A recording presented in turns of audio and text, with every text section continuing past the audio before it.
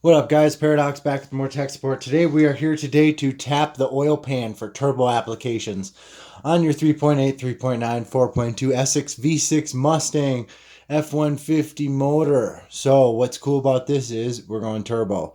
So today we got a pan in front of us, we got some step bits, we got the JB Weld, we got a bulkhead fitting. The things that we're going to need to tap the pan for the turbo drain and the return to the oil system. So what I've done is I've actually gone ahead and drilled the hole. What I'm going to do is show you guys the do's and the don'ts. So when you have a pan, this is exactly where you're going to want it. If you're looking at the front of the pan, it's going to be on this nub of the pan, and then when you have it, you're going to want to try to keep it more to the right. And the reason why is so I can show you don't. You're going to have to surgically fix it if you don't hit it in the right place, because you got to watch out for these guys. So when I tapped and drilled the hole, or when I just drilled the hole, I actually ran into this, and I found out that I was going to have to either move the hole to the left or be able to surgically remove this. So I was actually able with a grinder Ninja to remove that. It was kind of a pain. So now you know when you're drilling your pan for your oil return, you're going to want to stay more to that side. I have that nice and clean for the bulkhead adapter we're about to insert into there and show you guys how to do this. So in order to make that, you're going to need what's called a step bit. They look like this. You can get them from any Home Depot or any place, but the thing is usually for one of these, it's going to cost you about $30 from Home Depot, where with these ones from Harbor Freight, I believe this package was $17 for all three, and they come ready to go. I wouldn't use them in an impact situation just because it's going to be using a lot more gouging into your material that you're trying to drill through, where you have just a regular drill driver and it's going to drill really nice. So what I went ahead and did is use my step bit to step out to the size of what is an AN10 plug. So the reason why I went with AN10 is because I'm doing twin turbos and I'm splitting two 6AN drains back to this in a Y, so the whole system is going to be equal. But usually people would put about a 6AN, maybe 8AN return in here. And you're just going to step the bit size up until you have the exact size for your bulkhead to go through. So you're just going to drill through, make sure you stay the one way, and don't hit that bar, because if you do, you're not going to be able to tighten that fitting down. You're going to be pretty much stuck to having to do what I did and surgically remove the reinforcement post on the inside of the pan. So now that I've already gone ahead and drilled that for you guys, this is going to be a 10AN fitting. And what I'm going to do is get the JB Weld ready. And we're going to, of course, the original shit. Don't ever get the quick weld, because I've done that a couple times where I accidentally went and bought the quick weld because it looks the exact same. Break it out. Open it up. I usually put the JB Weld on a baggie because it seems to be the easiest to just kind of throw away. JB Weld is something you use so regularly with this stuff, it's constant. You're always using it.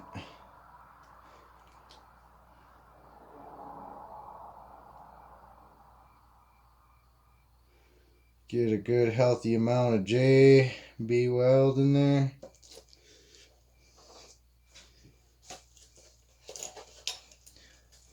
I'm going to stir it up.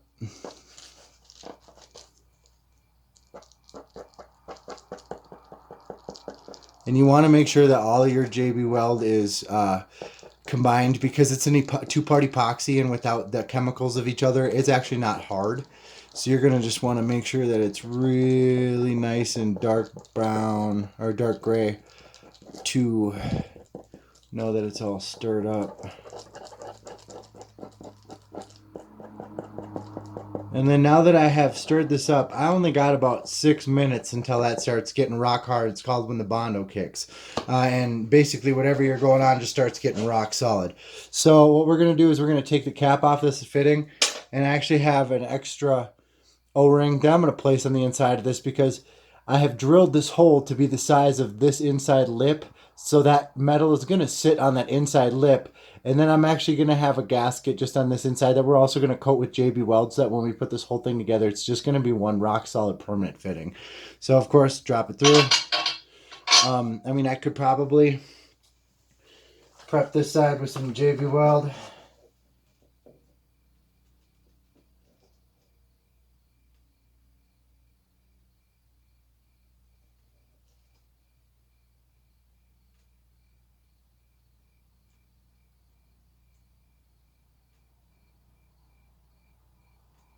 Be quite liberal with it, because if you ever have to take your pan off for something you fucked up, you're never gonna not be liberal with it again. So it's a pain to take this pan off. You got to either drop the K or lift the engine. If you lift it, you only get a couple inches. So once she's coated real good like that, I'm gonna drop it through all the way up to that lip. I'll take my gasket.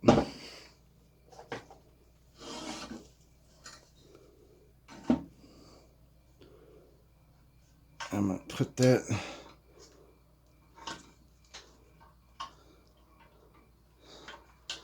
as high up as I can on the fitting without screwing anything up. Kind of get up and lock that into place. So that's officially just locked my fitting in. Now I'm going to kind of use my finger to seal that edge of the JB Weld that's still around there. So that actually just locked in my whole gasket really good with JB Weld. It's basically permanent with that gasket holding that in there now. It's pretty nice. So of course we're going to be super liberal with this. Put on plenty epoxy, because this is basically your sealant, other than the O-ring we just placed to put on the inside of that lip strategically.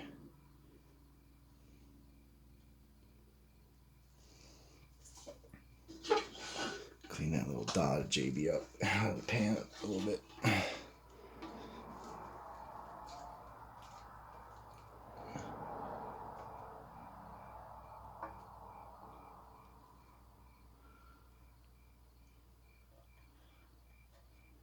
So probably got like another couple minutes before this thing starts kicking and starts rocking up.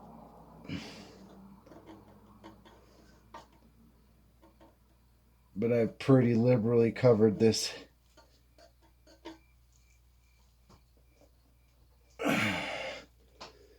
tap.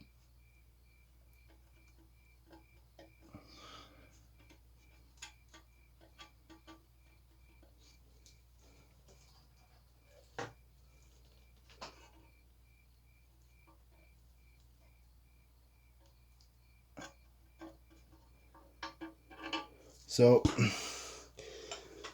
it's all the way on. When I sink the bolt, it's going to be locking right into a JB Weld covered gasket. Thread locked with JB Weld. So when I get it real close, I'll kind of move the threads back and forth a couple times to make sure I'm just webbing that thread up with this JB Weld, because the last thing you ever want is a problem right here. I'm just kind of unscrewing it every thread or two to make sure it's just webbed in the threads.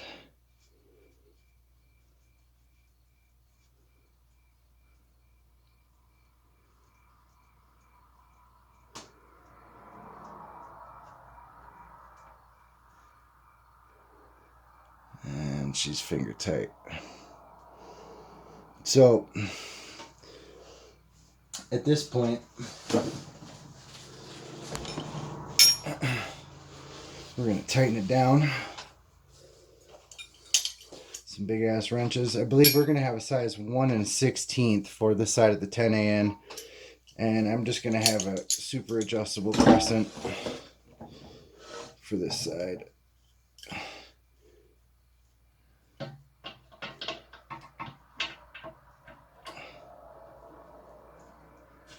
Put it on there, lock her down.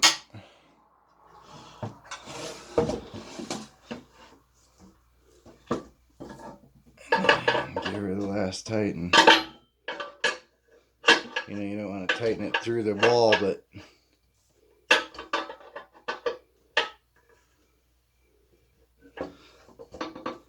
nice and tight for sure.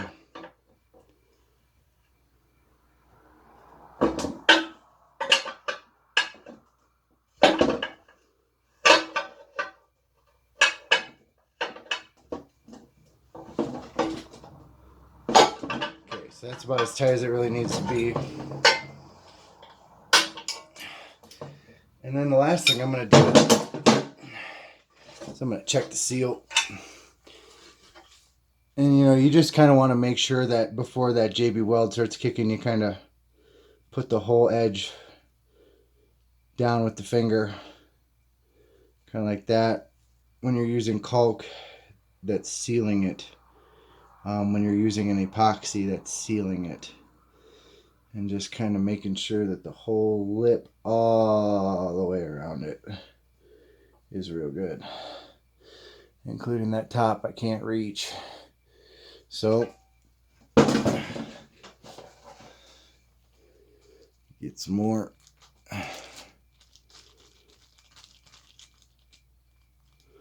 Just about to start kicking. I can feel it. It's getting thick.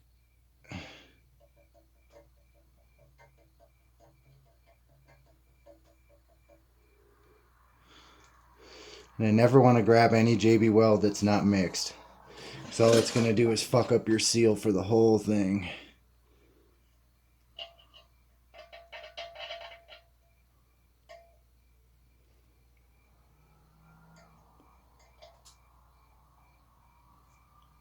Looking pretty good.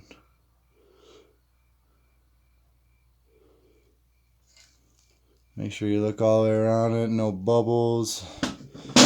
Nothing that's going to make a bad seal. If you got to go overboard, go overboard.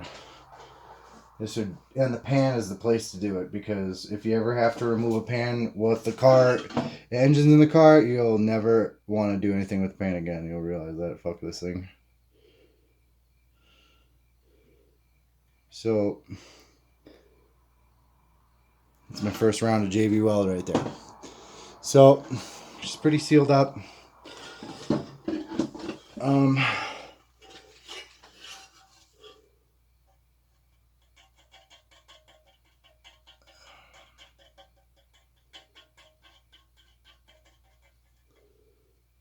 JB doesn't kick as hard as instant epoxy. I'm just going to want to make sure I get all the way around the lip sealed down really good.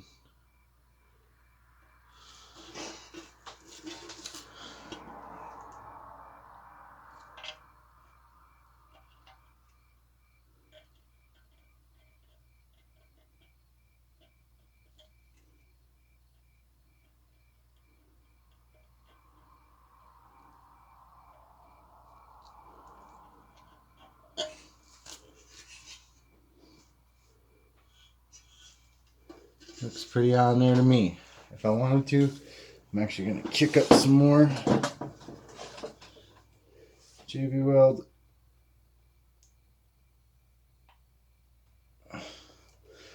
Just for fucking good measure, because I've had to take off the pan before when it's on the car to do some RTV work on the gasket pan seal, and it's a pain in the ass.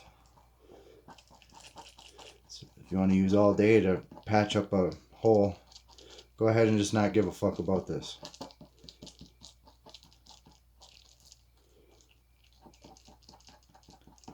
So round two.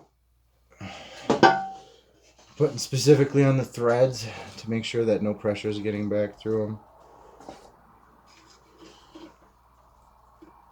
Like that.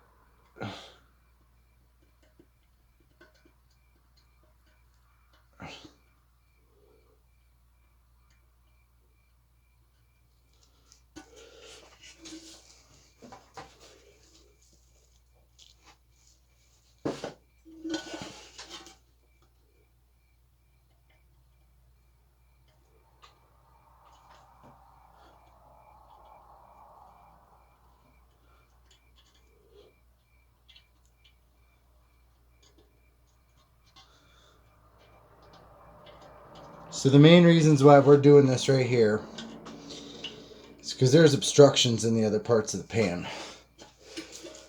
So, pretty much done here. Throw more on for good measure. As long as it won't crack off and fall off into the oil pan, I'm not too worried. JB Weld is kind of amorphous. It sticks to itself very well.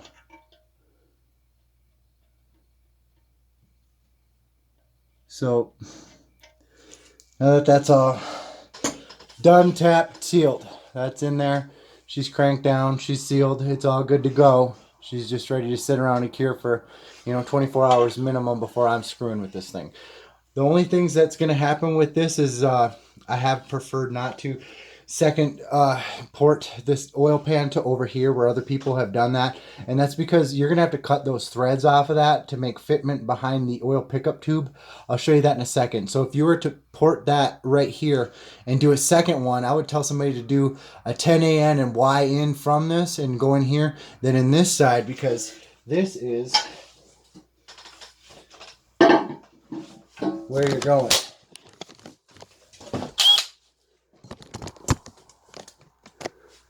Right in there. Literally that spot. And then you're going to have to try to go around your oil filter